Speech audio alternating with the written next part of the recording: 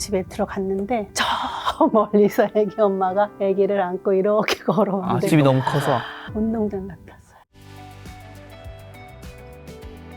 어릴 때부터 신발을 나란히 놓는 습관처럼 사소한 규칙을 강조하는 거는 아이의 삶에 좀 어떤 영향을 주나요? 이런 걸 또 강조하나요? 네, 강조하죠. 규칙을 잘 지키는 거. 네. 네, 규칙 안에서 되게 자유롭게 해주는 거. 이 규칙을 지키면 너가 할 수 있는 부분이 많아. 규칙을 지키지 않으면 할 수 있는 부분이 많지 않아. 어떤 습관들을 많이 들여주죠. 옷을 벗어서 휙 던지는 아이들도 있으나 네. 웬만하면 거들게 하고 그런 것들이 작은 습관들이 이제 나중에 크게 자기 성장에 도움이 되니까. 말씀하신 규율을 무시하는 자유가 아니라 정해진 규칙 안에서 아이에게 선택권을 주는 제한된 자유라는 이야기를 해주신 건데 그게 진짜 필요한 이유는 뭐라고 보시나요? 완전히 그냥 너 마음대로 해 자유는 아닌 거잖아요. 어느 정도 어떻게 보면 통제된 그 규칙 안에서는 네 마음대로 해. 그죠. 아이들은 아직 미성숙하잖아요. 그렇죠. 그러니까 너 맘대로 해. 그럼 내가 뭘 어떻게 해? 불안하죠, 아이가.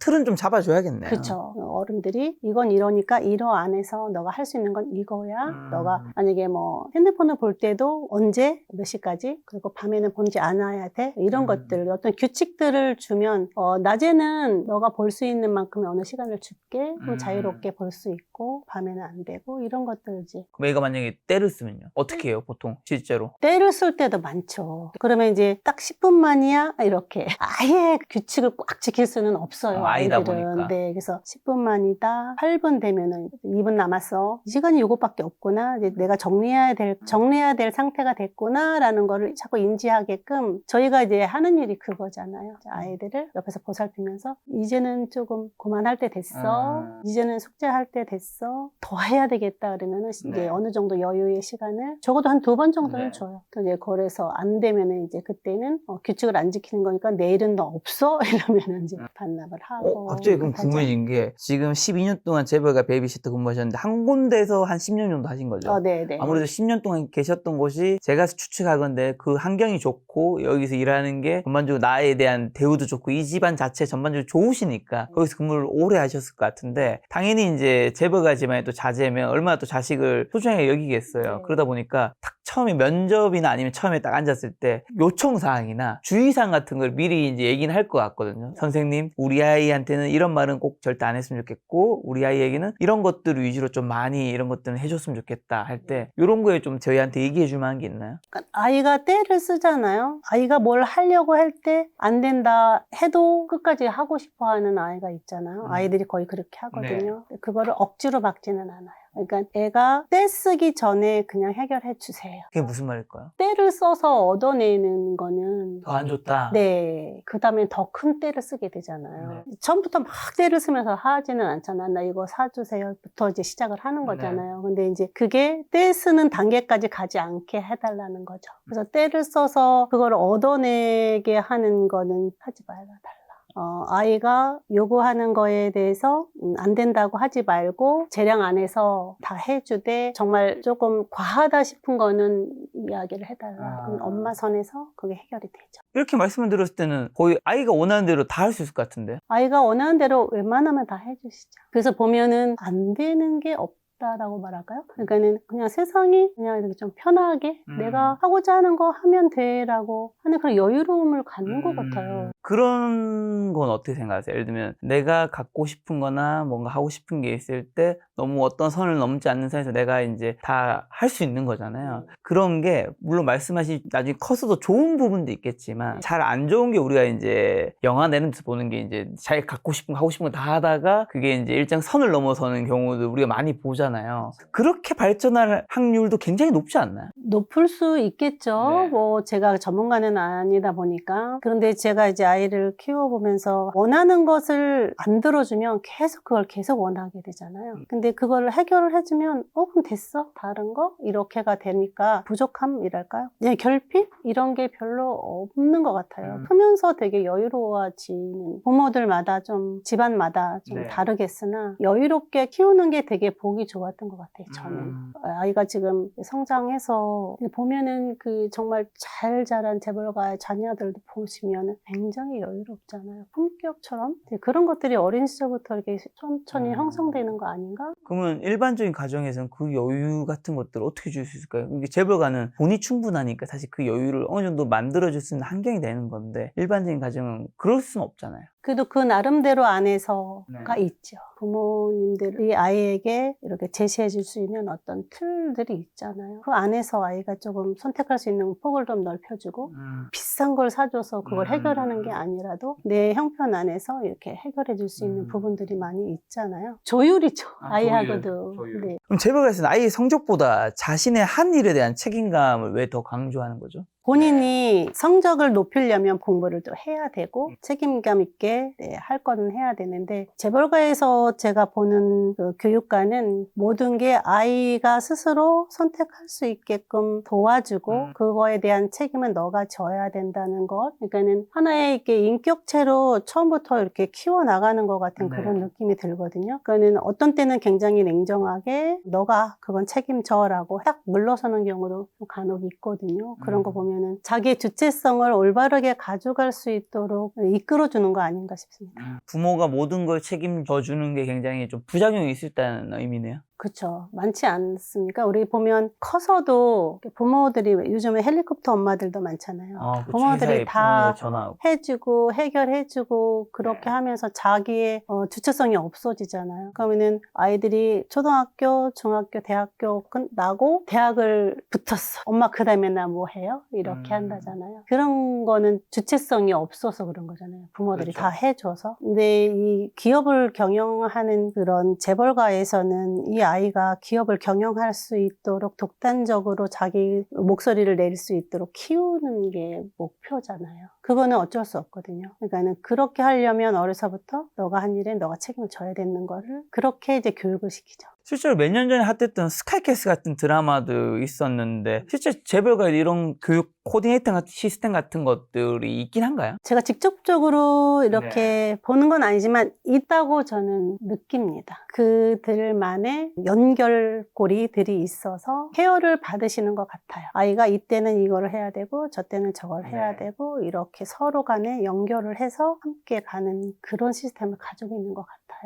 있다고 봅니다, 저는. 자, 그리고 또 금수저 부자라는 자수성가 부자 교육 방식에서 자녀 교육에서 강조하는 가치 차이도 좀 있을 것 같은데 뭐가 다를까요? 금수저라면 이제 재벌가처럼 아주 큰 부자들을 말하는 거잖아요. 이런 분들은 이제 자녀들에게 어떻게 하면 자산을 잘 지킬 수 있고 회사를 잘 이끌 수 있을까에 대한 교육을 시킨다면 이제 자수성가하신 분들은 어떻게 새로 시작해서 네가 이걸 키울 수 있을 거야 라는 그런 부분에 더 많은 교육을 시키는 것 같다는 생각이 듭니다. 아무래도 자수성가는 본인도 삶을 조금 험난한 거를 돌파해서 살아왔다 보니까 자녀도 그렇게 좀 살아야 된다라는. 자, 그럼 재벌가 아이들이 또 부모의 성공적인 삶의 방식을 벤치마킹 하도록 유도한 환경 조성 비결은 좀 뭐가 있을까요? 재벌가에서는 이렇게 모임을 많이 갖습니다. 같은 아이들끼리도 모임을 가지고 또 부모 모임에도 아이들도 함께 가면서 이제 부모들이 사람들과 같이 어울려서 생활하는 모습, 활동하는 모습 이런 것들을 보여주면서 은연중에 그런 방식들을 배우게 해주죠. 그래서 이렇게 뭐 식사 모임도 많이 하시고 식사 모임 하면서 많은 분들과 이야기하면서 그런 흐름들을 보고 서로 또 인맥도 넓히고 이런 모습들을 그냥 자연스럽게 보여주는 거죠. 그게 벤치마킹이라고 생각합니다. 또 성적이 일희일비지 않고 아이를 전적으로 믿어주는 심리적 지지가 굉장히 좀 중요할 텐데 이런 건 어떻게 가능하죠? 성적에 일희일비하면 너무 힘들어지잖아요. 부모들이. 저 같은 경우에는 제 아이가 꼴찌를 하고 그래도 언젠간 너가 잘 될 녀석이야.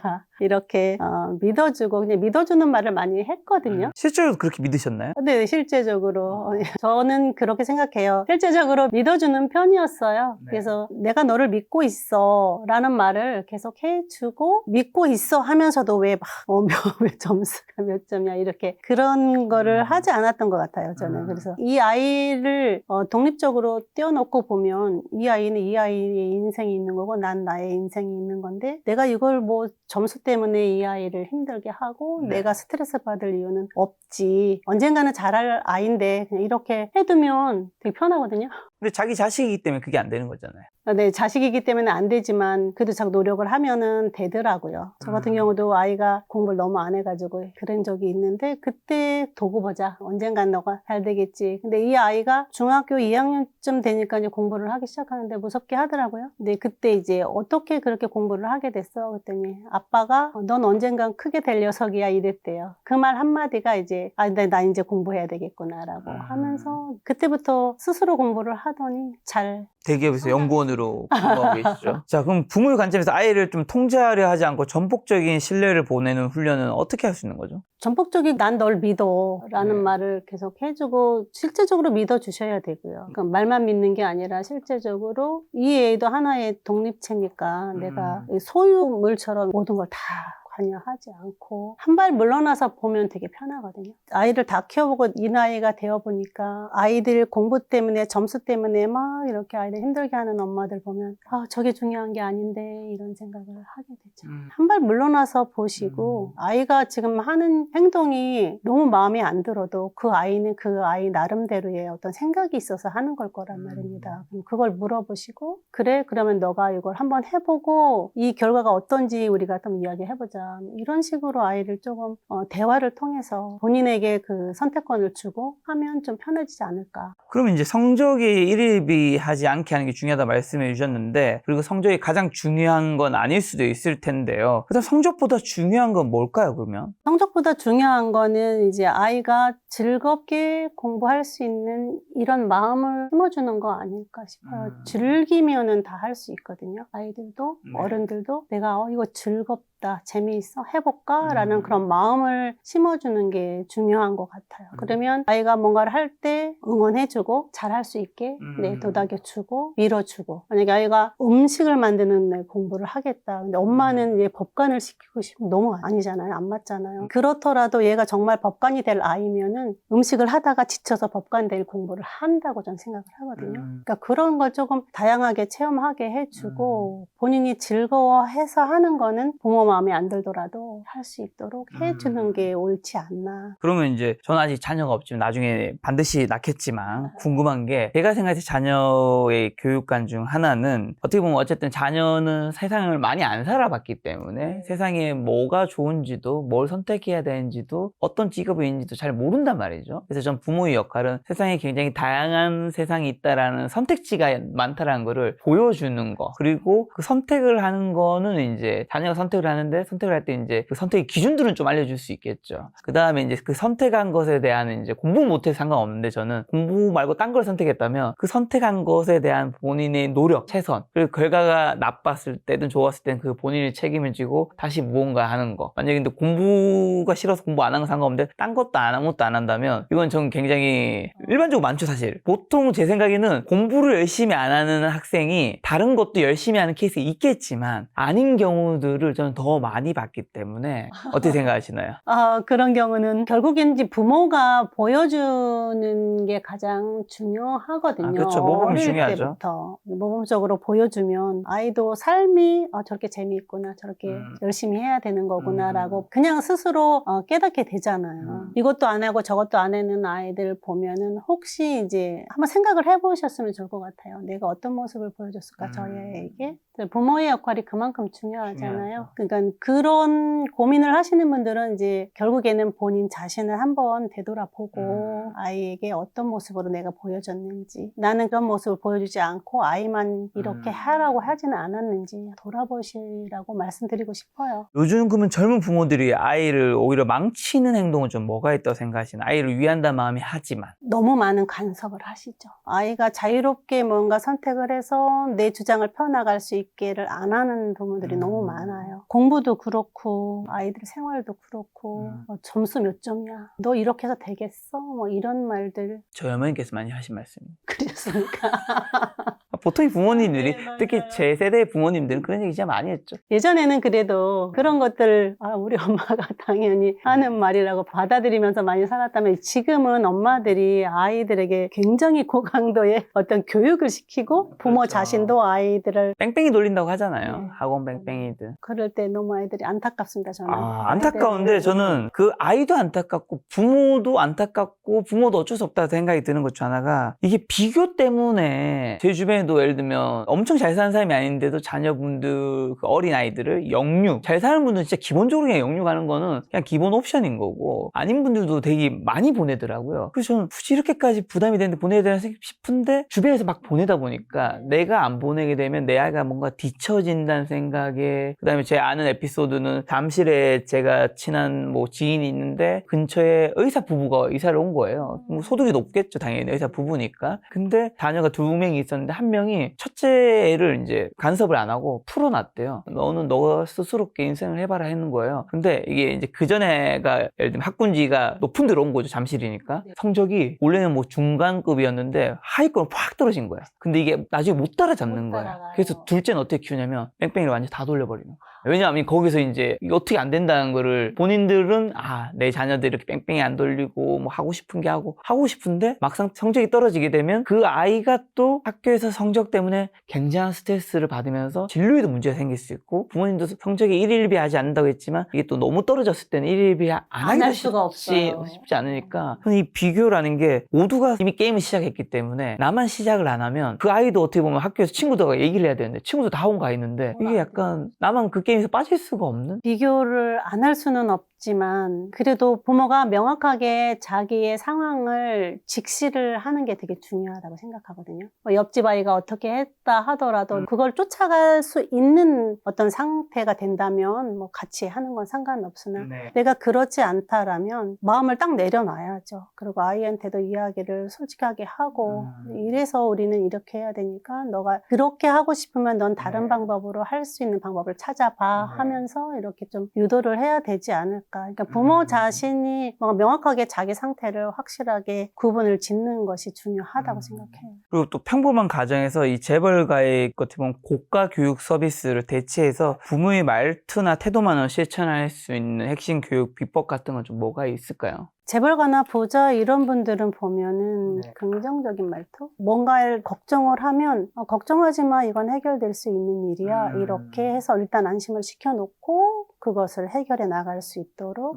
불안한 아이를 불안하게 대하면 아이가 더 불안해지고 그쵸. 상황이 더 안 좋게 되잖아요. 그러니까 아무리 어려운 상황에 딱 처해 있더라도 괜찮아, 해결할 수 있어 라고 이야기하면 일단 마음 안에서 불안이 한꺼번에 죽잖아요. 그러면 그 안에서 또 이제 해결할 수 있는 방법들을 찾다 보면 오히려 더 좋게 해결이 될 수 있는 이런 방법이 있죠. 그래서 말을 어떻게 하느냐에 따라서 되게 많은 것이 좌우되고요. 생활 규칙, 삶의 규칙들을 잘 지켜나가면 얼마든지 재벌 부럽지 않게 아이들을 키울 수 있지 않나 싶습니다. 혹시 재벌가 분들이 일반 사람들보다 남 탓을 좀 덜하는 편인가요? 어떤 문제나 뭐가 생겼을 때? 남 탓을 하는 거는 못 들어본 것 같아요. 뭐 남 탓, 사회 탓 이런 것들이 있잖아요. 그런 거는 안 하는 것 같아요. 그분들은 자기가 해야 될 그거에 집중을 해서 그거를 자기 해야 할 일을 어떻게 잘 이끌어 나갈 거에만 집중을 하시지 이런 남 탓, 뭐 사회 탓 이런 거는 들어본 적이 없는 것 같아요. 보면 재벌가 분들이 저는 일부 영상에서도 지금 연결해서 좀 드는 생각이 아까 의사결정 얘기도 나왔지만 뭔가 뭐 명확하게 이 단어는 얘기해 주지 않았지만 문제 해결 능력이 굉장히 뛰어나지 않을까. 거기에 두 가지로 아까 첫 번째 말씀해 주신 뭔가 감정보다는 사실을 기준으로 뭔가 판단하려고 한다라는 거. 그 다음에 뭔가 이거 해결할 수 있는 일이야. 뭐 선택지 같이 찾아본다든가. 이런 것들이 사실은 어떻게 보면 어떤 우리가 살면서 문제 해결을 할 때 굉장히 필요한 요건들인데 왜냐면 우리 살면서 뭐든지 애가 성적이 떨어진 것도 뭐 회사에서 뭔가 문제 생긴 것도 다 문제를 해결하는 건데 이 문제를 해결하는데 필요한 요건들을 좀 뭔가 잘 가지고 있는 듯한 느낌? 맞을까요? 네. 그 아이들뿐 아니라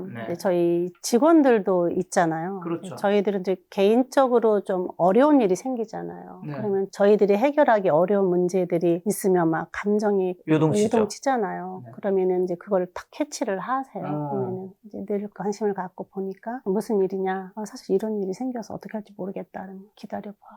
그 일이 뭐 개인적인 일을 말하는 거. 개인적인 일을 해결을 해 주시거든요. 말 아. 한마디가, 그러니까 그분들이 이렇게 해 주는 말 한마디가 되게 위로가 되고 위안이 되고요. 그러니까 기다려보세요. 이러면 그게 해결될 것 같다. 이런 아무래도 그걸 마음이. 해결해 주려고 하는 거는 거기서 내 마음이 평온해야지 가장 사랑하는 내 자제를 베이비시터를 확실하게 해줄 테니까. 그러신 것 같아요. 어려운 부분들 이렇게 많이 해결 받아본 경험이 있거든요. 그래서 이런 부분들은 배워야 되겠다라는 생각을 합니다. 그래서 어떤 일이든지 당장은 뭐 해결이 안 될 것 같이 어려운 상황이더라도 다 해결이 되잖아요. 지나놓고 그렇죠. 보면은. 근데 그 지나놓고 보면은 해결이 될 문제인데 너무 그 불안한 상태에서 해결되는 것보다는 이걸 해결될 수 있어라고 일단 전제를 깔아놓고 해결을 하다 보면 더 좋은 방향으로 해결 방법이 나오죠. 저는 해결 방법에서 방금 말씀하신 것도 다 너무 좋았는데 책에 들었던 것 중에 정말 좋았던 것 중에 하나가 만약 해결 안 되는 것도 있잖아요. 네. 오늘의 나는 해결할 수 없겠지만 내일의 나는, 뭐 1년 뒤에 나는 이걸 해결할 수 있을 거야 라는 말이 되게 와닿더라고요. 자, 작가님께서 이번에 50 당신은 무엇이든 할 수 있는 사람 이 책도 출간하셨는데 40대 후반에 사업 실패로 전 재산을 잃고 힘들 때 뭐 어떻게 힘드셨는지랑 다시 일어서게 한 결정적인 계기는 좀 뭘까요? 40대 후반에 제가 큰애가 대학, 작은애가 고등학교,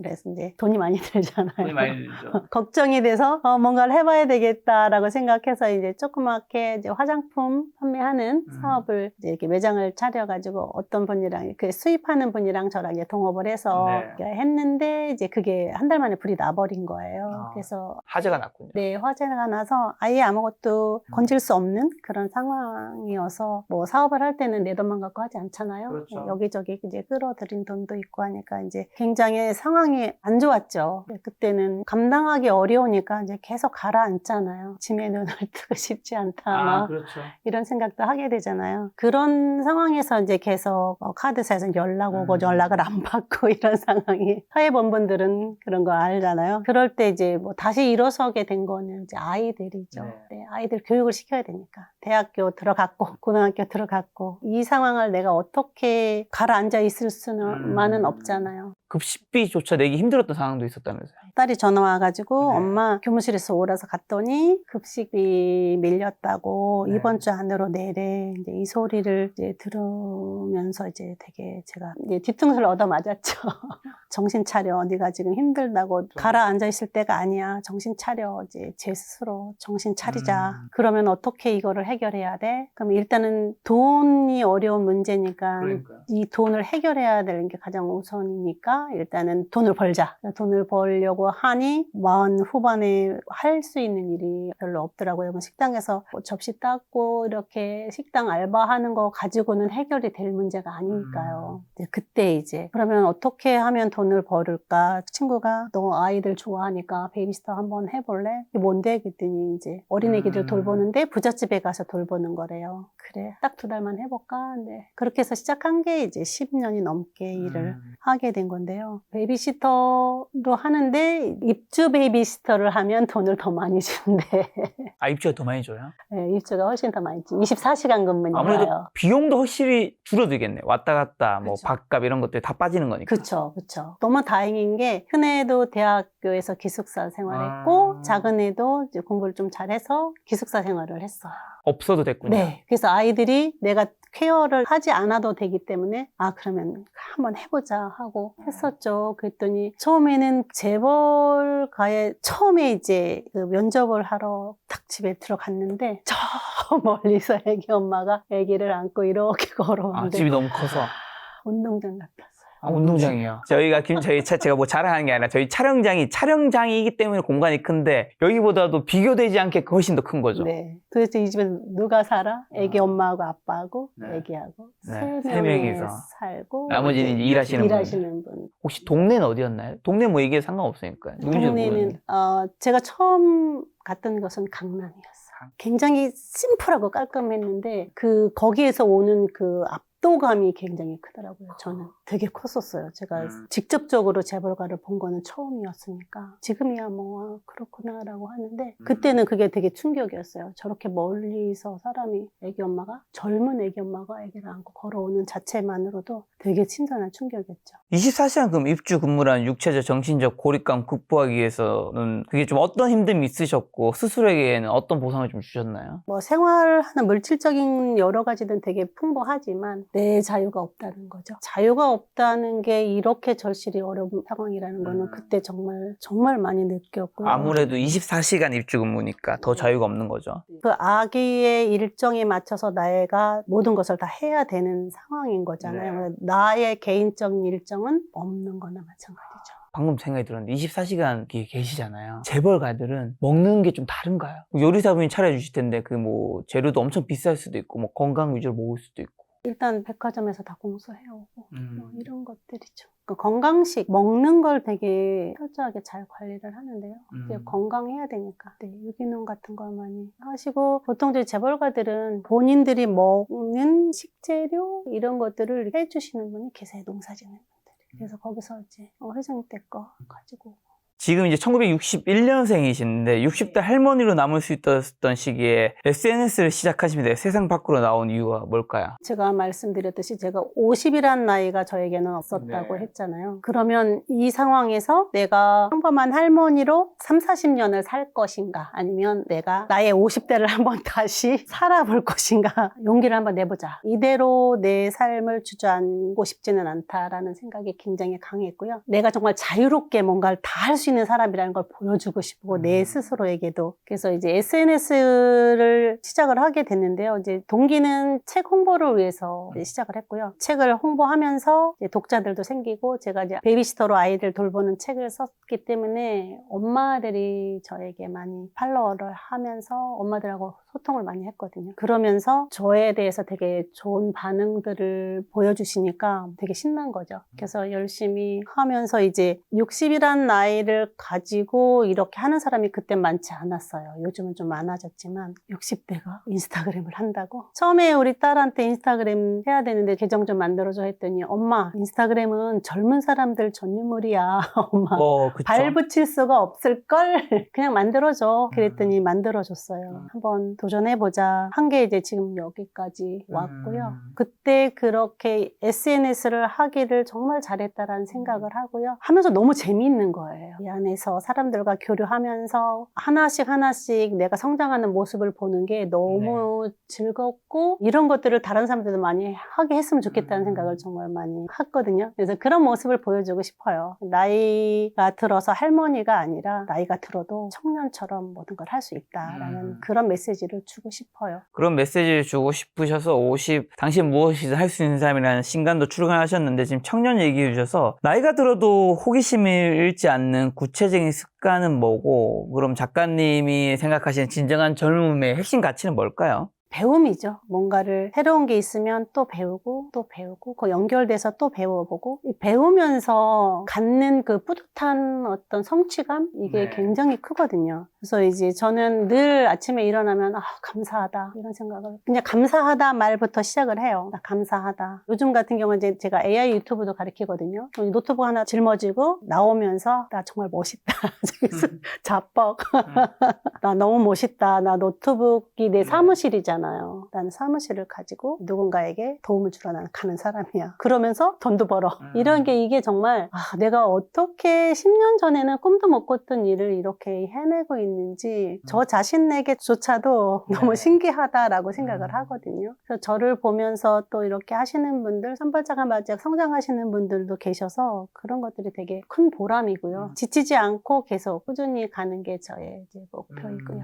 50대 때는 이런 걸 생각하지 못했다고 하셨는데 어쨌든 어떻게 보면 또 50대 베이비시터로 12년 동안 근무하셨던 경험이 지금의 콘텐츠도 되고 이렇게 되는 자양분이 되는 게 있는데 재벌가에서 경험 중에서 하면 된다는 이 마인드셋 아까 1부, 2부에서 많이 말씀해 주셨는데 이게 작가님의 인생 후반전을 좀 어떻게 바꾸는 데 기여한 부분이 있을까요? 재벌가서 일할 때 그분들이 저게 될까? 과연? 할 때도 그냥 밀어붙여서 그거를 성공을 하는 걸 되게 많이 봤거든요. 하거든요. 그러면서 그런 추진력 같은 거, 그러니까 이거에 될 거야 라고 생각하면 그냥 하더라고요. 이것저것 안 따지고 그냥 쭉 추진을 하는 그런 것들 보면서 혹시 나도 저런 식으로 하면 나도 되지 않을까? 네. 그게 돼요. 이게 될까 하는 그런 어떤 결정할 수 있는 선에서 한 70% 정도, 60%, 70% 정도가 가능하겠다 하면 그냥 하거든요. 하면 그게 맞아요. 하다가 또 안 되면은 방법은 또 다른 방법을 찾으면 되니까. 그러니까는 나이가 많아서 뭘 못하지는 않는다고 보거든요. 뭔가를 할 때는